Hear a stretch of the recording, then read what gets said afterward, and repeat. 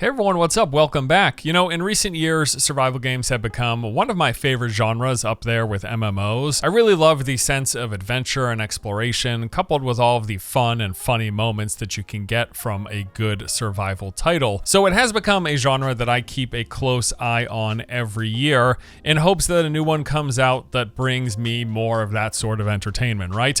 So let's see what's in the pipeline for 2026, shall we? Jumping right in, first up on the list is Windrose, a pirate-themed survival game where you're sailing the seas, exploring islands full of enemy camps, ancient ruins, and temples, while on the hunt for treasure. In the process, you'll be solving puzzles, gathering resources, and collecting gear, while fending off human and supernatural foes engaged in both on-foot and ship-to-ship combat. Now, I've actually played a fair bit of this game back last year when it was called Crosswinds. The name change came somewhat recently, along with a brand new demo that hit Steam Next Fest just last month, and while I've yet to check out this latest build, I can tell you that I thoroughly enjoyed what I played of it last year, and from what I've heard, the game's just gotten better. The developer describes Windrose as a survival adventure set in an alternate age of piracy, featuring the classic build, craft, survive formula that unfolds across both land and sea. While on land, you'll be doing the expected building, crafting, exploration, and gradual progression, setting up footholds, your own little bases in diverse biomes, then over time expanding those into large outposts. The game uses procedural world generation with seeds, sort of like what you get in Minecraft, so when you start your own save, you're going to get your version of the world spun up, unique with its own exact layout, different from anyone else's. And then that world is divided into these distinct biomes, or archipelagos in this particular case, with their own look, feel, enemy variety, resource type, and progression throughout them. Lots of different points of interest types with over 100 handcrafted dungeons in the game, and then also when you're out at sea, you're going to be taking command of a ship, sailing it across the ocean, engaging in naval combat, boarding enemy vessels, and moving seamlessly between ship and shore. And this is actually really well done. There's no cutscenes or anything. You're just kind of full on sailing your ship. You go up to where you want on an island, drop anchor, jump off. Sometimes you can even get in your own little dinghy and row to shore if you want. There's also a variety of ship types, sizes, and speeds with various customization options. The combat is action-based. In fact, the devs go as far as to call it Souls-light. And from what I recall, it was a simple but engaging system. You've got a mix of melee and ranged options. I remember using a cutlass in one hand and a flintlock in the other. Would open up with some range headshots and then finish them off with melee slashes when they got close. And they've got a bunch of different weapons: sabers, rapiers, halberds, greatswords, pistols, muskets, and more. There's also full-on RPG-style gearing in the game with various stats and sets tailoring to certain playstyles. You can go with a bleed build, a ranger, a tank build, whatever. And they've got full-on boss fights in there too, which were actually pretty good. Yeah, again, I really liked what I played of this last year. All of the feedback that I've heard has said the latest build has been really good as well. In fact, that demo is still available right now on Steam if you want to check it out for yourself. Yeah, I think things are looking pretty bright for this one. Windrose is expected to launch this year with a target window of soon. No exact date has been announced, but honestly, I wouldn't be surprised if they just kind of shadow drop this at some point in the coming months. We'll see. Before we continue on with the list though, let's get a word from today's sponsor. Today's video is sponsored by Prism 2033. This is an open world RPG built around the core concept of parallel worlds. Developed with Unreal Engine 5, the game takes place in this photorealistic future city torn between these parallel realities. You'll explore an expansive open world that delivers a console-level gameplay experience with a strong emphasis on immersion and deep interaction with the surrounding environment. Out on your journey, you'll move freely between the multiple parallel open worlds, each featuring its own distinct visual style, dedicated quest lines, and unique content, offering a high level of exploration and replayability. Whether you're engaging in a high-speed sports car driving, aerial combat, or bank heist, you've got the freedom to do what you like rather than following a strict linear narrative. Then beyond the action, you'll experience a dynamic, interactive world where you can talk to almost every passerby through AI-generated dialogue. Developed by the team behind Dragon Raha, the game features deep character customization with those realistic high-fidelity visuals. Prism 2033 launches on March 16th for PC, with a mobile version also planned. Click the link in the description below to visit the official website and pre-register now for a special in-game bonus and prepare for your journey across the parallel worlds. All right, back into the list. This next game just recently got revealed and has very much piqued my interest. It's called The Legend of California. The game is being developed by Kinsu Gamaya, a new studio founded by World of Warcraft legend Jeff Kaplan. Now, the pedigree aside, I'm quite intrigued based on the limited gameplay footage that we've seen thus far. I think this looks very promising. So it's an open world action survival shooter set on the mythical island of California during the Gold Rush era. We're going to be exploring a vast untamed frontier and forging our legacy either alone or with friends. Some key features include an expansive, ever-changing world inspired by the Gold Rush era that features distinct biomes, challenging PvE, and iconic California landmarks. It's got first-person shooter combat that rewards precision and skill, as any FPS does, whether you're out there hunting wildlife, taking down hostile encampments, or defending your territory against enemy players in optional PvP. That sounds pretty cool. You've also got the expected gathering and crafting systems. You're going to use this to transform the wilderness into whatever you need to survive. Establishing and expanding your very own ranch, building a mine, adding stables, unlocking new crafting stations to add further customization.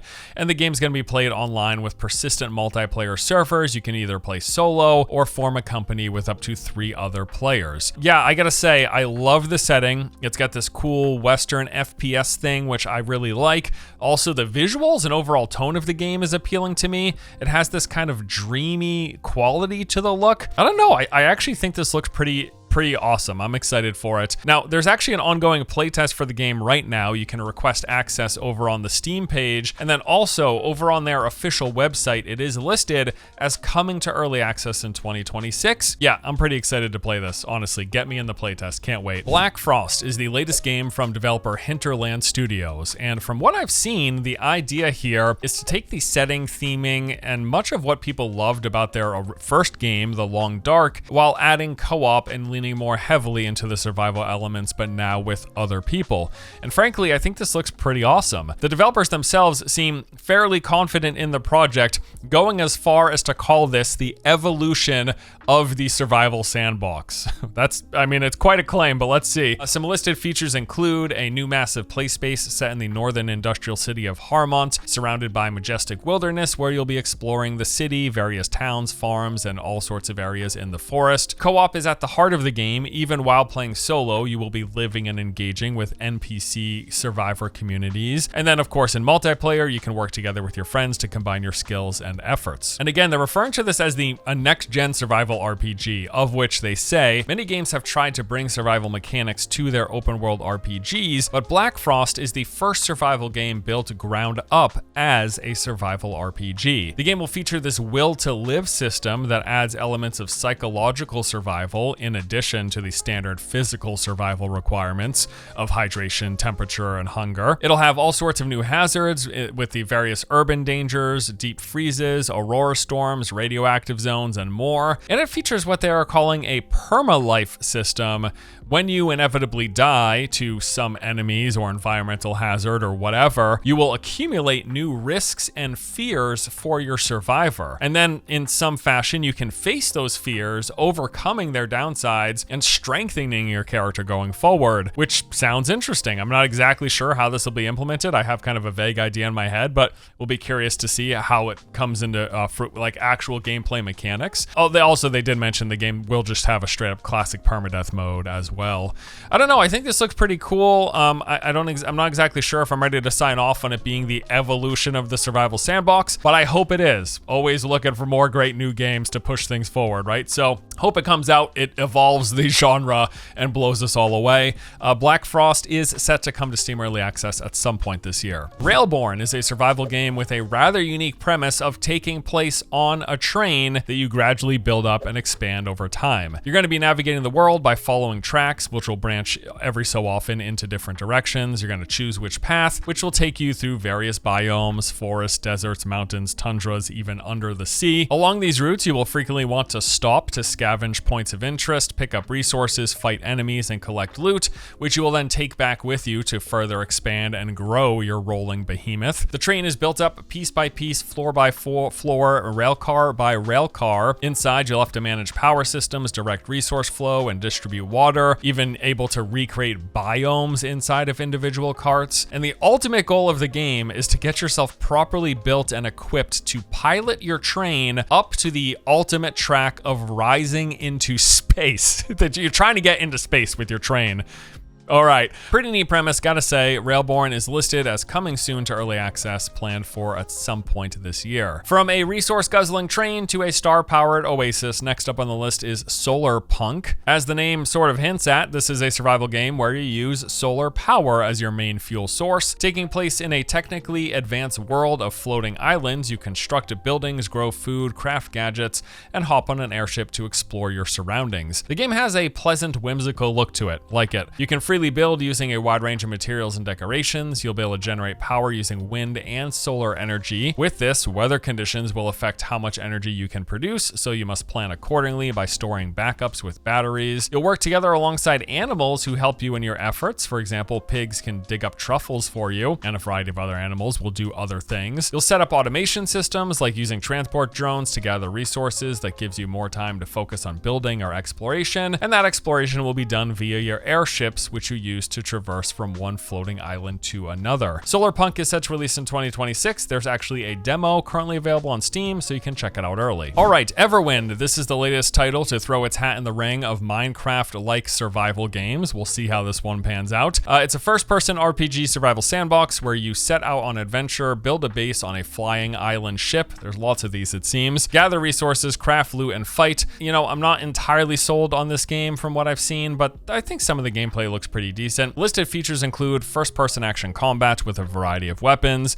You got loads of different magical abilities that you can unlock. Your base is that flying airship, which you build, hand build block by block, and you're going to use this to sail the skies from one floating island to another. Again, sounds very familiar. There's also endless islands, as the game will be using procedural generation, so you can just explore these skies literally forever. And it does feature fully destructible environments. I guess that's pretty neat as well.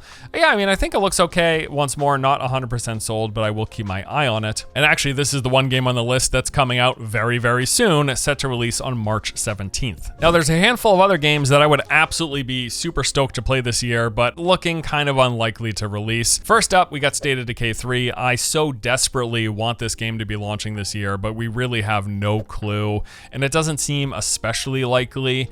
Since it was initially announced, there's been little to no communication about the project. I just gotta say, I adored the first two State of Decays, some of my favorite zombie survival games out there, full stop. Just the mix of like exploration, the open world, the combat system, the survivor and base management. I love the series, and I'm just really excited to see what they do with their next installment. So yeah, I hope it comes out this year, but not really expecting it to. Light No Fire is another game that's worth a mention, but again, we still have no nailed down release window. There has barely been a peep on this game as well since it first got revealed a couple of years ago. It could drop in 2026, but there's been no clear indication of that happening. So once more, not exactly expecting it to. Whenever it does come though, yes, anticipation for this one is also quite high. And then Subnautica 2 is supposed to be coming out in 2026, but there's like a lot going. There's all sorts of legal drama around this game. So reportedly, the game's publisher Krafton purposely pushed out the release window. It was originally supposed to come out last year. They pushed it into 2026 while also firing the studio founders in an attempt to avoid paying out what they were supposed to get, a $250 million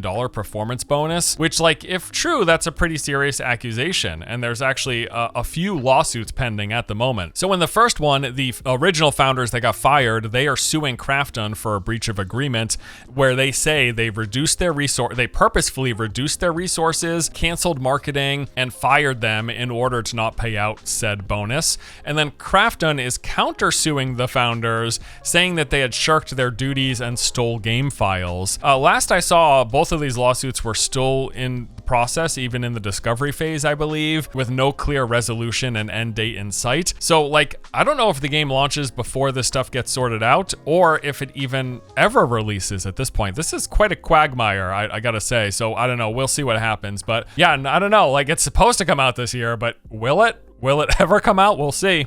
Oh, and then also worth mentioning is a couple of big updates to some of our existing survival games that I really like. Enshrouded is expected to get its 1.0 release later this year, which is very exciting. Currently planned for some point in the autumn. We're expecting things like new biomes, enemies, points of interest, etc. There's also a list of other features they've mentioned in prior roadmaps that still haven't been implemented that might be coming, such as replayable world quest, world events, more instance dungeons, additional hollowed halls, which are like those mega dungeons, base rating, and a weapon vanity system. Again, we're not certain how much, if any of this we'll get, but we might get some of it. Enshrouded has easily been one of my favorite survival titles over the last few years. I already love it. Can't wait to see even more of it. Grounded 2 should also be trucking along. I did enjoy my initial playthrough, although the game clearly still had a ways to go. A few things from the latest roadmaps that we should be getting include multiple new zones or biomes, new weapons and gear sets, additional base customization, and much more enemy variety. Also really hope they work on the game's performance, because that was a glaring issue when I played.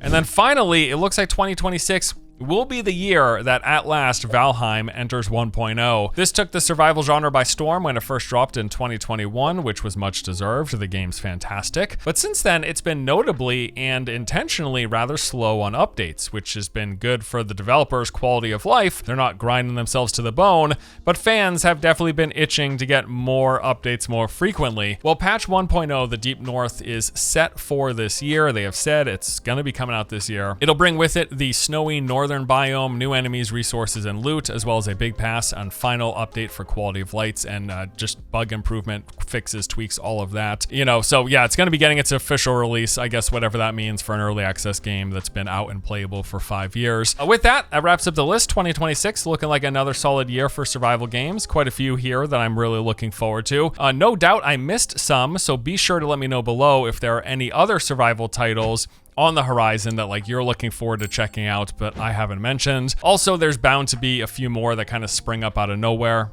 That'll be exciting when it happens. Either way, yeah, it looks like once again, survival fans should be eating pretty good in 2026. Can't wait, looking forward to it. Thanks as always for watching. Hope you guys enjoyed the vid. See you in the next one. Take it easy.